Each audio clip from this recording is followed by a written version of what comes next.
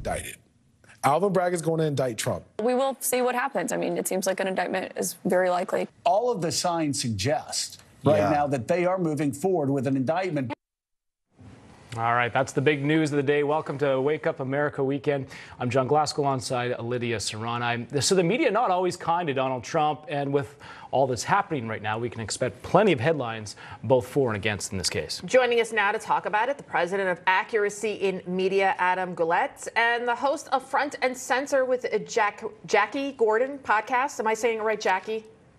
Jordan. Okay, good. Because, I mean, look at my last name. Jacquie Jordan, welcome to you both to Wake Up America Weekend. Adam, I'll start off with you first. What can we expect from the liberal media? How are they planning on spinning this Trump story? I saw that Nancy Pelosi tweeted something yesterday trying to claim he was, here we go again about the violence, and finally it's about time they got him.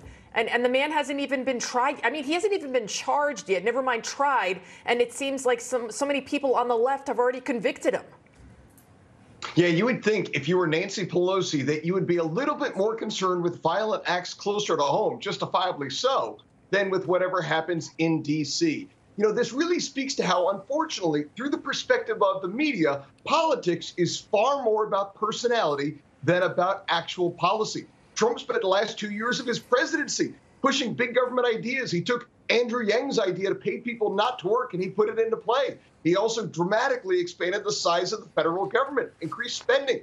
If somebody had done this with a D next to their name, the media would be apoplectic about them getting potentially arrested. But because it's a Republican, they're going to take joy and play this up to their fan base viewers as much as they can. Yeah, definitely going to be some headlines there. Jacquie, some media experts predicting any potential arrest would be maximized by the media. Do you think that this is going to include a perp walk or to sensationalize this even more?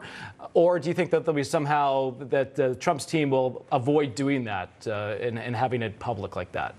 Well, I would imagine that Trump's team would do everything they could to avoid anything like that. However, I think the whole thing is set up so that you can get the visual.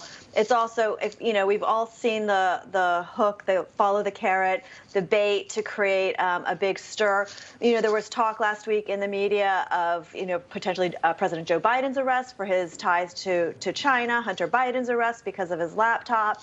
We've been talking a lot about the QAnon shaman. Elon Musk is handling his defense, his appeal for the J6 insurrection. So there's been a lot of things. So this is kind of like a flip the narrative. And I'll just quickly say that, I paying attention to the other side as a media consultant, I watched Lawrence O'Donnell on MSNBC last night.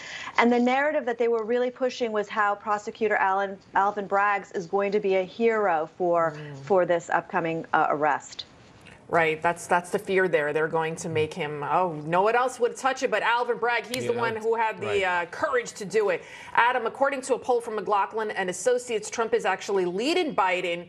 It's 48 to 44% in a hypothetical 2024 rematch. What do you think about that? If he wasn't leading in the polls, do you think they would be going after him this hard? Absolutely. I do think they would, because they'll never get over the fact that he beat their hero, Hillary Clinton, for that reason alone, because they were so sure that they were going to win. The media was predicting a massive landslide, and he made all of them look like fools. They would have gone after him no matter what. And we talk about how so much of our culture has become politicized. Hollywood, sports, education is all political. It's morally outrageous, of course, now to see how political the Justice Department and our legal system has become.